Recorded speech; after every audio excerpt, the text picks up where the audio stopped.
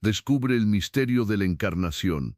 Este galeón español, orgullo de la flota tierra firme, se hundió en 1681 cerca de Panamá. ¿Qué tesoros se perdieron en las profundidades? Suscríbete y activa la campana para no perderte nada. Imagina por un momento un barco imponente surcando los mares del siglo XVII.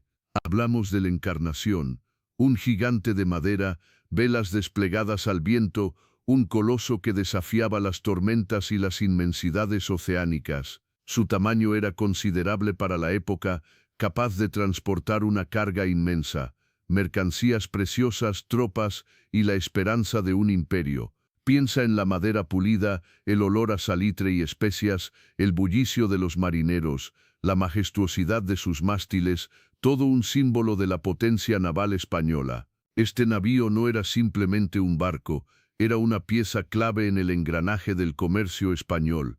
Formaba parte de la flota de tierra firme, una ruta vital para el transporte de riquezas entre América y España. Visualiza sus bodegas repletas de tesoros americanos, oro, plata, especias exóticas. Todo eso, bajo la protección de la corona española, cruzaba el Atlántico gracias a la fortaleza y la capacidad de la Encarnación.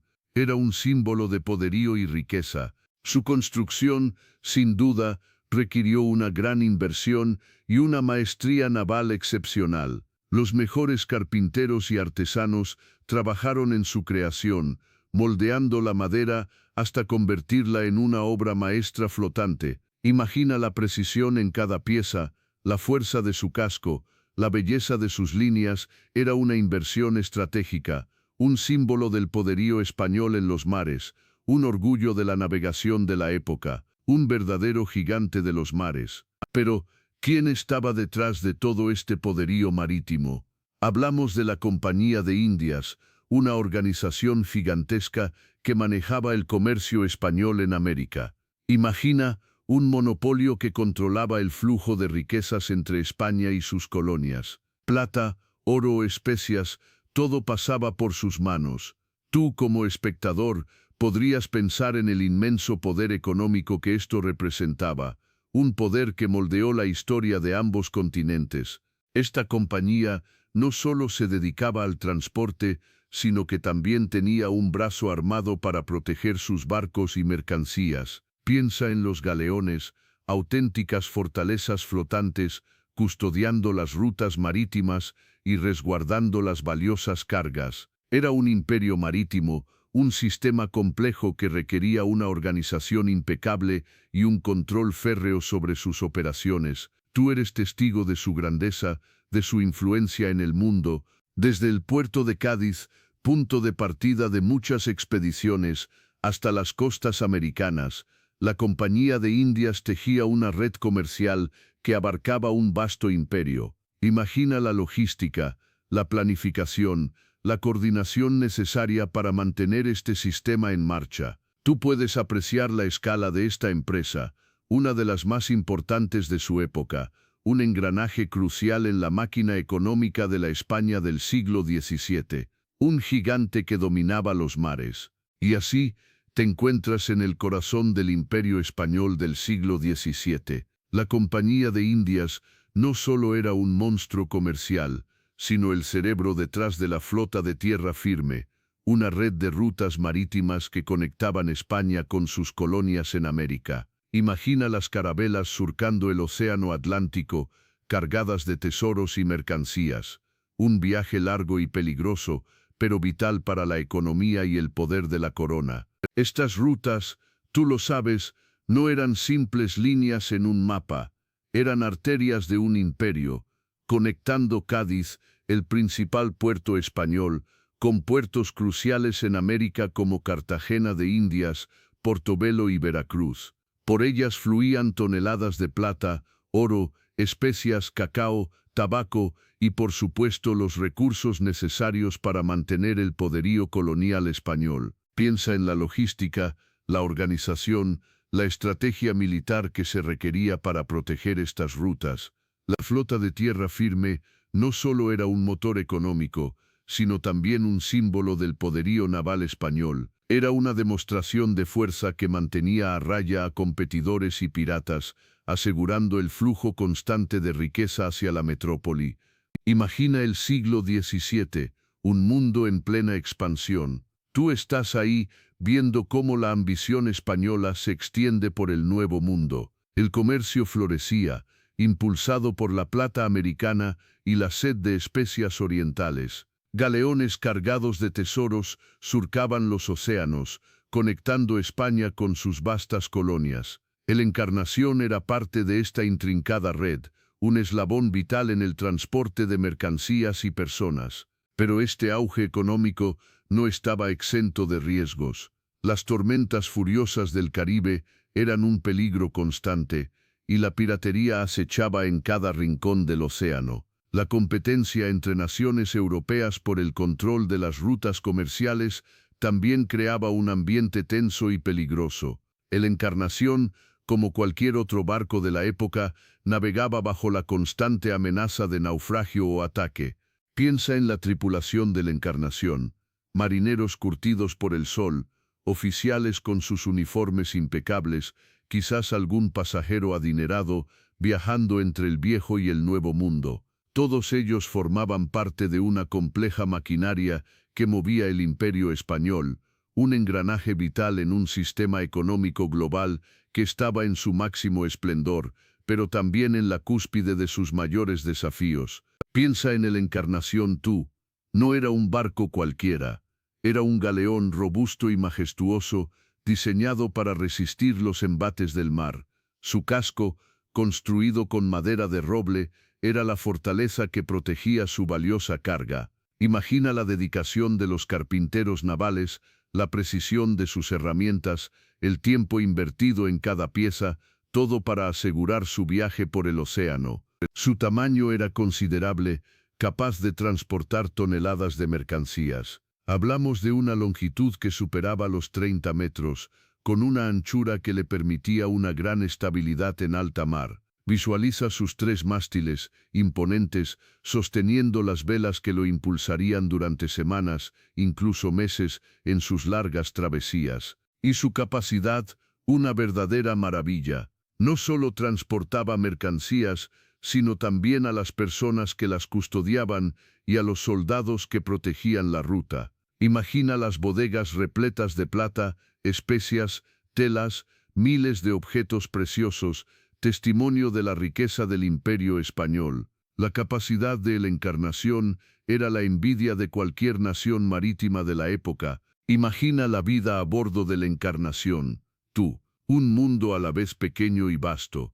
La tripulación, una mezcla de marineros curtidos, oficiales experimentados y grumetes jóvenes, trabajaba incansablemente. Sus días eran una rutina de velas, cuerdas, limpieza y vigilancia constante. El olor a madera, salitre y especias impregnaba el aire, mezclado con el sudor y la fatiga de los hombres.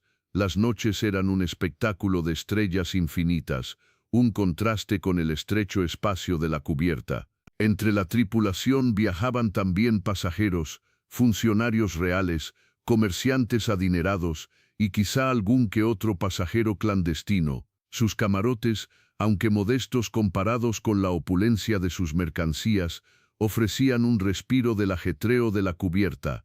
Piensa en ellos, tú jugando al ajedrez o leyendo libros, mientras el barco surcaba el mar. La carga, sin embargo, era el corazón del viaje: oro, plata, especias, telas finas y productos exóticos de las colonias americanas, una fortuna flotando sobre las olas. La vida a bordo era una mezcla de tedio y peligro.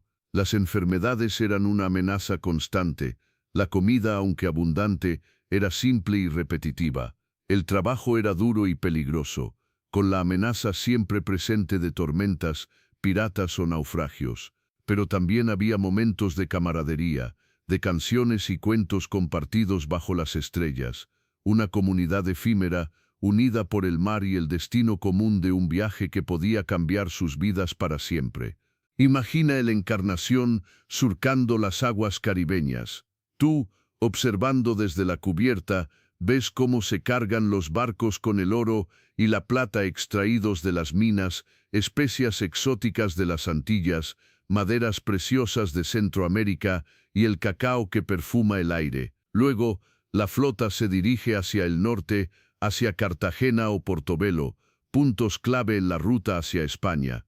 Piensa en la cantidad de riquezas que se transportan, un tesoro que refleja el poder de la corona española. Desde esos puertos caribeños, el viaje hacia Cádiz era largo y peligroso. El Encarnación, parte de la flota de tierra firme, navegaba en convoyes para protegerse de piratas y tormentas. Visualiza el océano abierto, el sol implacable, las noches estrelladas y la constante amenaza de los elementos. El viaje duraba meses, una prueba de resistencia para la tripulación y una odisea marítima que conectaba dos mundos. Finalmente, después de meses de navegación, la silueta de la costa española aparece en el horizonte. Cádiz, un puerto bullicioso y estratégico, recibía las riquezas del Nuevo Mundo. Imagina la llegada de la Encarnación, el desembarco de las mercancías y la actividad frenética en los muelles. El ciclo se cerraba. El oro, la plata, las especias y otros tesoros llegaban a la metrópoli, alimentando la economía y el poder de la España del siglo XVII. Imagina ahora la bodega de la Encarnación, repleta hasta los topes. Tú, agachado entre barriles de ron añejo y cajas de tabaco cubano, percibes el aroma intenso, miles de pesos en plata, cuidadosamente acomodados en cofres de madera reforzada, esperan su llegada a Cádiz. No solo oro y plata, amigo, también especias exóticas de las Antillas, clavo, nuez moscada, pimienta, llenan el aire con sus fragancias embriagadoras. Piensa en la riqueza que se transporta, el sudor y el esfuerzo de miles de manos que hicieron posible esta carga. Pero la riqueza de la Encarnación no se limitaba a metales preciosos y especias. Tú ves, entre los fardos de tela fina y seda, cajas de cacao y azúcar de las plantaciones caribeñas. Madera de caoba, preciada por su belleza y resistencia, ocupaba un espacio considerable. Incluso, entre la carga, se encontraban objetos de artesanía indígena, tesoros exóticos que cautivarían a la nobleza española. Todo esto, un testimonio del vasto comercio colonial que conectaba el Nuevo Mundo con la metrópolis. Y no olvides a la tripulación, tú mismo, parte de la historia. Soldados protegiendo la valiosa mercancía, compartían el espacio con marineros curtidos por el sol y el salitre. Entre los pasajeros, quizás algún funcionario real o un acaudalado comerciante viajando hacia España con su fortuna. La vida a bordo era dura, pero la promesa de riqueza y fortuna impulsaba a todos en este viaje transatlántico, un viaje que pronto se convertiría en tragedia. Piensa en el Caribe. En 1681, tú desde la cubierta de la Encarnación ves un mar de islas salpicando el horizonte. Islas que son el reflejo del poderío español, Puerto Rico con sus plantaciones de caña de azúcar, Santo Domingo, crisol de culturas y centro de comercio, Cuba, tierra de tabaco y ron, y Jamaica, a pesar de su resistencia, un importante foco de producción. Cada isla, un pedazo de ese vasto imperio que se extiende bajo el sol implacable. Imagina la riqueza que estas islas generaban. Oro, plata, especias, azúcar, tabaco, una fortuna inmensa que fluía hacia España. Tú eres testigo silencioso de este flujo constante, de cómo el trabajo de miles de manos, algunas voluntarias, otras no tanto, alimentaba la poderosa maquinaria del imperio.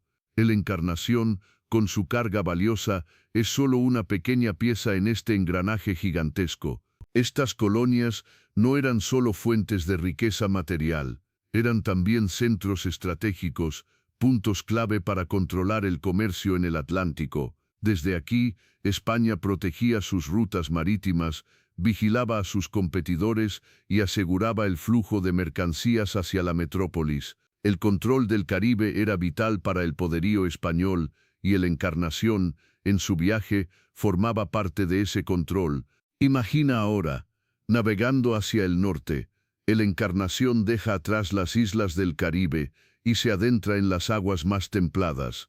Tu destino, las colonias del norte de Latinoamérica, un territorio vasto y rico que alimenta el poderío español. Piensa en el Virreinato de Nueva España, un vasto imperio que se extiende desde México hasta el sur, conectando a través de intrincadas rutas comerciales con puertos como Veracruz y Acapulco. Desde Veracruz, la plata extraída de las minas de Zacatecas y Guanajuato fluye hacia el puerto. Tú, a bordo de la Encarnación, podrías haber visto estas riquezas embarcadas, listas para cruzar el océano. Recuerda que este comercio no era solo de metales preciosos, telas finas de Europa, productos manufacturados y hasta esclavos africanos formaban parte del complejo intercambio. Piensa en las caravanas que recorrían largas distancias terrestres, transportando mercancías desde el interior del virreinato hasta los puertos. Imagina el polvo en el camino, el calor abrasador y la constante amenaza de bandidos. Este era el otro lado del comercio, el que se realizaba en tierra, conectando las minas y las ciudades con los puertos marítimos, la sangre vital de la economía colonial. Pero antes de que la tormenta te sorprendiera, imagínate llegando a Cádiz. Piensa en el bullicio, el olor a salitre y especias, el incesante ir y venir de gente. Para ti, marinero de la Encarnación, Cádiz era la puerta a Europa, el final de un largo viaje y el inicio de otro.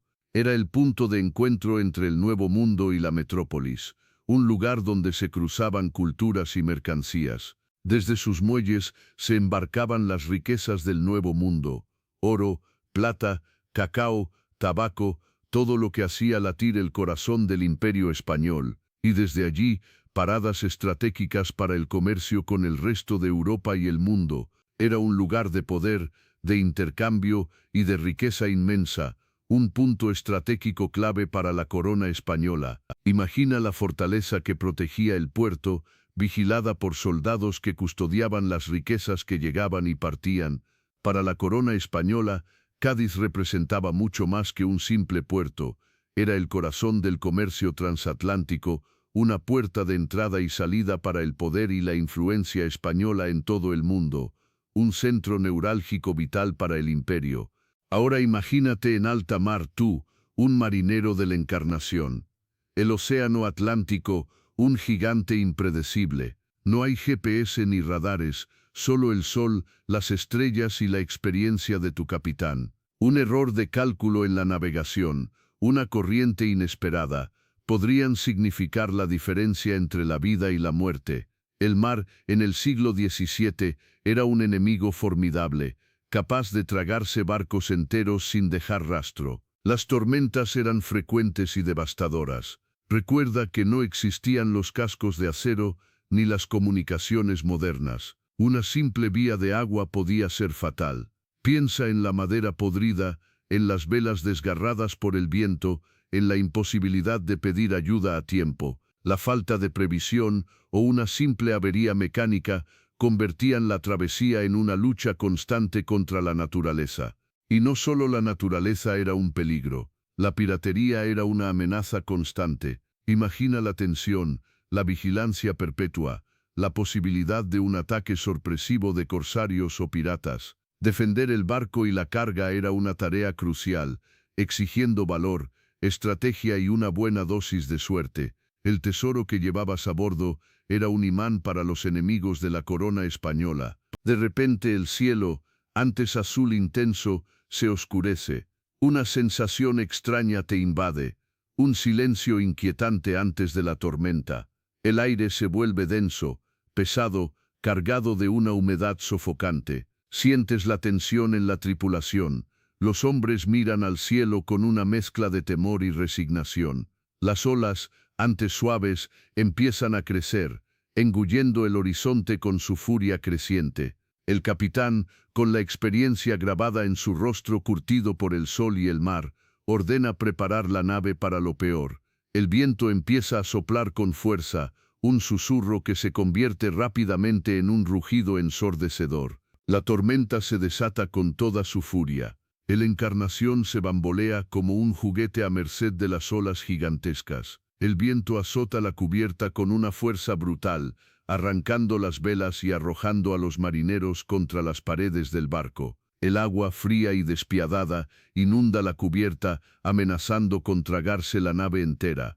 Los truenos retumban, estremeciendo el casco de madera.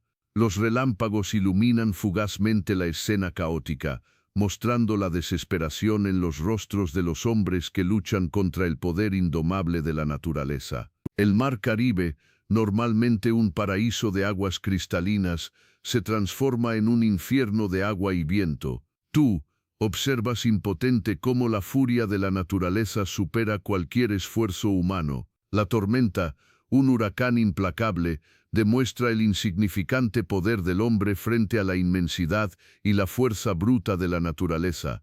El estruendo ensordecedor, la lluvia torrencial, el viento que te azota sin cesar, todo contribuye a una experiencia aterradora que difícilmente olvidarás. La nave, golpeada sin cesar, comienza a mostrar signos de ceder ante la presión. De pronto, la calma se rompió. Un viento furioso comenzó a azotar el barco. Las olas, antes tranquilas, se convirtieron en montañas de agua embravecida. El cielo se abrió en dos, dejando caer un diluvio infernal. Sentías el miedo crecer en tu pecho con cada embestida del mar, con cada crujido amenazante del casco de la Encarnación. La tormenta, un monstruo furioso, se abalanzaba sobre la nave, amenazando con devorarla. Las velas, antes desplegadas con orgullo, se hicieron jirones ante la fuerza desatada de la naturaleza. Los hombres luchaban contra el viento y las olas, intentando controlar el barco, pero la tormenta era demasiado poderosa. La Encarnación, un gigante de madera, parecía un juguete a merced del mar embravecido. La lluvia te golpeaba sin piedad, empapándote hasta los huesos, dificultando aún más la lucha por sobrevivir. El miedo se apoderaba de todos. Los gritos de los hombres se mezclaban con el rugido del viento y el estruendo del mar. El barco se inclinaba peligrosamente, amenazando con volcarse. La madera crujía bajo la presión, presagiando un final inminente. En medio del caos, tú te aferrabas a cualquier cosa que pudieras encontrar, rezando para que la tormenta cesara, para que la Encarnación resistiera, pero el destino ya estaba sellado. Recuerda que antes de la furia desatada, hubo señales. Un leve cambio en el viento, apenas perceptible al principio, pero que los marineros más experimentados notaron. Un cambio sutil en el color del cielo, un gris amenazante que se extendía como una mancha de tinta sobre el azul profundo. Quizás tú mismo habrías ignorado esos presagios, perdido en las tareas cotidianas del viaje, pero la naturaleza a veces susurra antes de gritar. Las aves marinas, normalmente tranquilas sobre las olas, volaban con inquietud, un frenesí inexplicable en sus movimientos. Sus graznidos, discordantes y agudos, rompían la paz habitual del mar. ¿Los notaste? Eran pequeñas alarmas, silenciadas por el bullicio de la vida a bordo. El mar, normalmente sereno, empezó a mostrar un extraño oleaje, con pequeñas olas que se rompían de forma irregular, como si algo se agitara bajo la superficie. Incluso la brújula, ese fiel instrumento de navegación, comenzó a oscilar de forma errática, como si el propio magnetismo de la Tierra se hubiera vuelto loco, un indicio claro de una tormenta inminente, pero que tal vez se interpretó como una simple anomalía. ¿Te imaginas ignorar esas señales tan claras? El mar te estaba avisando, pero el ritmo del viaje, las preocupaciones cotidianas, silenciaron esa voz de advertencia. De pronto, el cielo se volvió negro como la boca de un lobo hambriento. El viento, antes una suave caricia, se convirtió en un furioso látigo que azotaba el barco sin piedad. Las olas, antes pequeñas ondulaciones, crecieron hasta convertirse en montañas de agua embravecida que se abalanzaban sobre la cubierta de la Encarnación. Sentías el miedo en el estómago, un nudo frío que te oprimía el pecho mientras la nave se bamboleaba violentamente. La Encarnación gemía bajo la presión de la tormenta. Escuchabas los crujidos de la madera, como si el propio barco suplicara por clemencia. Los gritos de los marineros se mezclaban con el rugido del viento y el estruendo del mar. El agua se colaba por todas partes, inundando la bodega y amenazando con engullir a la tripulación. Ya no era una tormenta, era un monstruo furioso dispuesto a tragarse entero a el Encarnación. Un golpe seco, como un trueno, te dejó helado. Una enorme ola, más alta que cualquier otra, se abatió sobre el barco con toda su fuerza. Sentiste el impacto, un violento sacudón que te arrojó contra la pared. El Encarnación se inclinó peligrosamente, su casco resquebrajándose bajo el peso del agua. En un instante, todo se volvió un caos. Gritos, confusión, el sonido del agua que lo inundaba todo. Y luego, el silencio del mar que había tragado a el Encarnación. ¿Te imaginas, amigo, el terror en los ojos de aquellos hombres y mujeres azotados por las olas embravecidas? El Encarnación, un gigante de madera, se rompía ante la furia del mar. Algunos lograron aferrarse a restos del naufragio, tablas, mástiles, otros, tragados por las profundidades, se llevaron consigo sus historias, sus sueños, sus miedos. Los gritos de auxilio se perdían en el rugido del viento y el estruendo del mar. La noche, oscura y cruel, devoraba a los náufragos uno a uno. ¿Cuántos murieron en el instante del impacto? ¿Cuántos sucumbieron al frío, al hambre, a la desesperación? Es difícil imaginar el sufrimiento de esas almas perdidas en la inmensidad del océano. Quizás algunos lograron llegar a la costa, débiles y deshidratados, con el cuerpo marcado por las heridas y el alma llena de dolor. Pero ¿cuántos? El mar guarda sus secretos con celo. El recuento de los supervivientes, si es que alguno hubo, se perdió en el tiempo, convirtiéndose en leyenda, en un susurro entre las olas. Pero la historia no termina ahí, ¿verdad? Después de siglos bajo las olas, el Encarnación volvió a la luz. Imagínate, años de investigación, de rastreo en los mapas antiguos, de buceos arriesgados en aguas traicioneras. Finalmente, se encontraron restos, pequeños fragmentos de un pasado glorioso, testigos mudos de una tragedia marítima. Esos restos, esparcidos por el lecho marino, son las piezas de un rompecabezas que nos ayuda a reconstruir la historia del barco y de sus tripulantes. Las excavaciones arqueológicas son como un viaje al pasado. Cada pieza recuperada, cada fragmento de cerámica, cada moneda, cada resto de cañón nos cuenta algo. Piensa en el trabajo meticuloso de los arqueólogos marinos, trabajando con paciencia y precisión, documentando cada hallazgo con fotografías, videos y dibujos. Es un trabajo lento, pero crucial para entender la vida a bordo de la Encarnación, su carga y el destino final de sus pasajeros. La importancia de estas excavaciones va más allá de la simple recuperación de objetos. Se trata de reconstruir una parte de nuestra historia, de comprender la vida cotidiana en el siglo XVII, de conocer las rutas comerciales, las técnicas de navegación y el impacto de los naufragios en la economía y la sociedad de la época. Cada pieza hallada es una ventana al pasado, que nos permite comprender mejor el mundo en el que vivieron los tripulantes de la Encarnación. Piensa en ello, lingotes de plata reluciente, oro puro acuñado con el sello real, piedras preciosas destellando con una luz interior. Todo eso, y mucho más, viajaba a bordo de la Encarnación. Imagínate las arcas repletas, el peso de la riqueza acumulada durante meses de comercio en las colonias. Había especias exóticas de Oriente, sedas finas de la China, maderas preciosas de Centroamérica, un botín digno de un rey. Pero no solo eran riquezas materiales. El Encarnación también transportaba mercancías de valor incalculable para la corona, documentos oficiales, mapas secretos, información sobre las rutas comerciales, todo esencial para el poderío español en el Nuevo Mundo. Esta información tan valiosa como el oro yacía ahora en el fondo del mar, cubierta por la arena y el tiempo. Recuerda que la Encarnación era un buque de la flota Tierra Firme. Su carga representaba el esfuerzo de todo un año, el resultado del comercio y la conquista. Imagina la decepción, la pérdida irreparable para la corona española. Un tesoro perdido, engullido por las profundidades, un secreto silencioso que solo el mar conocía, hasta ahora. Imagina por un momento tú, el peso de la historia en tus manos. El Encarnación, aunque perdido en las profundidades, representa algo mucho más grande que un simple barco. Fue un testigo mudo de la ambición y el poderío de la España del siglo XVII, un símbolo de su expansión comercial y su influencia en el Nuevo Mundo.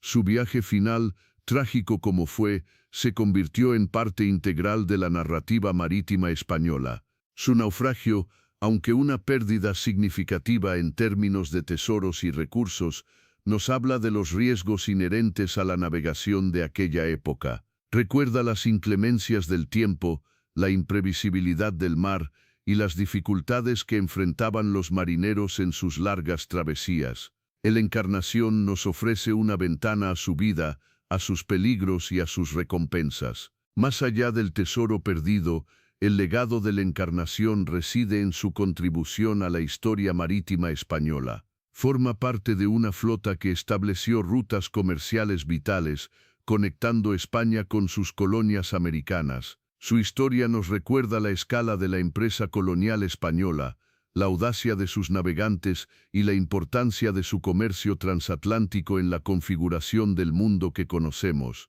Piensa en el impacto, amigo. La pérdida de la Encarnación no fue solo un golpe económico, fue un terremoto para la Compañía de Indias. Imagina la cantidad de plata, mercancías y hasta soldados que se fueron al fondo del mar. Hablamos de un golpe brutal a sus finanzas, un vacío en sus rutas comerciales que tardarían años en llenar. El coste de la reconstrucción, la reposición de bienes y la compensación a los comerciantes afectados sumaron una fortuna descomunal. El prestigio de la compañía también se vio afectado. Un naufragio de esta magnitud en pleno auge de la ruta del galeón era una mancha en su impecable reputación. Los inversores, siempre cautelosos, comenzaron a dudar de la seguridad de sus inversiones. La confianza en la capacidad de la compañía para proteger sus cargamentos se resintió gravemente, afectando sus futuras expediciones y su capacidad para asegurar financiación. Recuerda que la Encarnación transportaba no solo bienes, sino también tropas. Su pérdida representó un serio problema logístico para la corona española. El retraso en el envío de refuerzos a las colonias americanas expuso a las poblaciones a posibles ataques de piratas o rebeliones internas. La respuesta de la corona fue inmediata, pero el daño ya estaba hecho, generando un efecto dominó en la estrategia militar y política en el Caribe. Pero, ¿cómo sabemos todo esto? La historia de la Encarnación no se escribe sola. Tú tienes que imaginarte a los historiadores como detectives del pasado, buscando pistas en archivos polvorientos. Piensa en los registros de la Compañía de Indias, en las cartas de los marineros, en los informes oficiales sobre el naufragio. Esas son las fuentes primarias. Amigo, la evidencia directa de la época. Después están las fuentes secundarias, los libros, artículos y estudios que los historiadores escriben basándose en esas primeras pistas. Son interpretaciones, análisis que construyen la narrativa completa. Imagina a un historiador moderno reconstruyendo la ruta de la Encarnación, usando esas fuentes primarias para dibujar un mapa de su último viaje, una historia basada en hechos, pero contada por una voz del presente. Así que, la investigación histórica es un proceso. No es solo encontrar documentos, sino entenderlos, compararlos y crear una historia coherente. Es como armar un rompecabezas gigante, donde cada pieza, cada documento es crucial para comprender la magnitud del desastre de la Encarnación y su impacto en la Compañía de Indias. Y esa búsqueda continua de información es lo que nos permite hoy recordar ese evento histórico. Piensa en la fragilidad de esos gigantes de madera. La Encarnación no fue el único. En el siglo XVII, el Caribe era un cementerio de barcos, tormentas feroces, piratas despiadados y la propia ambición de las flotas españolas causaban naufragios con frecuencia. Imagina la cantidad de barcos que yacen en el fondo del mar, cargados de tesoros perdidos y historias olvidadas. ¿Qué otros barcos compartían ese destino? ¿Qué nos dicen sus restos sobre la vida en esa época? Comparar el naufragio de la Encarnación con otros de la época nos ayuda a entender el contexto. Imagínate, los barcos, a menudo sobrecargados, luchaban contra los elementos. La navegación era imprecisa, sin la tecnología que tenemos hoy. Un error de cálculo, una tormenta inesperada y adiós a la tripulación y su carga. Muchos naufragios se debieron a la mala previsión de la navegación. Otros, a los ataques piratas que acechaban en las rutas comerciales. Los registros históricos, aunque incompletos, nos muestran un panorama de pérdidas constantes. Cada naufragio representa una tragedia humana, pero también una pieza del rompecabezas que nos ayuda a reconstruir la historia de la navegación y el comercio en el siglo XVII. La comparación nos revela patrones, nos enseña sobre las rutas marítimas, las técnicas de construcción naval y las vulnerabilidades de la época. ¿Qué podemos aprender de estos barcos perdidos? Pero, ¿qué secretos guarda aún la Encarnación en las profundidades del mar Caribe? Hay preguntas que siguen sin respuesta. ¿Qué tipo de carga llevaba exactamente? Sabemos que era un barco de la Compañía de Indias, pero el inventario preciso de su cargamento sigue siendo un misterio. Imagina, tú, la cantidad de tesoros que podrían estar ahí abajo, perdidos en el tiempo. Había oro, plata, especias, o quizás documentos históricos irreemplazables. ¿Cuántas personas iban a bordo? Las listas de pasajeros, si es que existieron, se perdieron con el barco. ¿Quiénes eran? Marineros experimentados, pasajeros adinerados, soldados, quizás nunca lo sabremos con certeza. Piensa en sus historias, en sus vidas interrumpidas por la furia del mar. Cada uno de ellos con sus propias esperanzas y sueños, ahora perdidos en el océano. Y la causa exacta del naufragio fue una tormenta excepcionalmente violenta, un error de navegación, o quizás algo más. Las crónicas de la época ofrecen pistas, pero no una respuesta definitiva. El misterio permanece, alimentando la imaginación de quienes se preguntan qué sucedió realmente aquella fatídica noche en 1681. ¿Te imaginas las conversaciones de los marineros antes de la tormenta, el pánico en los momentos finales? Así que, ¿qué piensas tú sobre la Encarnación? Un barco, un sueño, una tragedia. Se hundió hace siglos, pero su historia sigue viva en cada pieza de madera, en cada moneda, en cada recuerdo que la investigación pueda desenterrar. Es un legado sumergido, un testimonio de la ambición y el riesgo de la época dorada española. Piensa en los hombres y mujeres que navegaron en él, sus esperanzas, sus miedos, qué secretos se llevaron con ellos a las profundidades. La Encarnación nos recuerda la fragilidad de la vida y la fuerza implacable del océano. Un viaje que terminó en tragedia, pero que nos deja una herencia invaluable, la oportunidad de aprender sobre el pasado, de comprender la historia de la navegación y de admirar la perseverancia humana frente a la adversidad. Cada pieza recuperada, cada historia desenterrada, nos acerca un poco más a la comprensión de este barco y su época. Aunque la Encarnación yace en silencio en el fondo del mar, su historia continúa resonando en nosotros. Es un recordatorio de que incluso en la derrota hay una lección que aprender. Es un legado que trasciende el tiempo, una historia que a pesar de su final trágico, nos invita a reflexionar sobre la grandeza y la vulnerabilidad de la condición humana. Sigue siendo un misterio en parte, pero un misterio que nos fascina. Y hasta aquí llegamos con la historia de la Encarnación, amigo. Espero que hayas disfrutado de este viaje al pasado, explorando las profundidades de este misterio marítimo. Ha sido un largo camino de investigación, de búsqueda de información a veces escasa y de reconstruir una historia casi olvidada. Pero gracias a tu interés, hemos podido revivir este capítulo crucial de la historia de la navegación española. Quiero agradecer a todos los que habéis contribuido a la creación de este documental, a los investigadores, a los historiadores, a los archivos que me han abierto sus puertas y sobre todo a ti por tu tiempo y atención. Sin tu apoyo, este proyecto no habría sido posible. Recuerda suscribirte para no perderte los próximos vídeos. Próximamente, exploraremos otros naufragios fascinantes del periodo colonial español. Mantente atento a los anuncios en mi canal, porque te tengo preparado un viaje a las profundidades del océano para descubrir nuevos misterios y secretos de la época dorada de España. No te lo pierdas. Espero que hayas disfrutado aprendiendo sobre la Encarnación. Si te gustó, dale a like y suscríbete para más historias fascinantes. ¿Qué te pareció la historia de este barco? Déjamelo en los comentarios.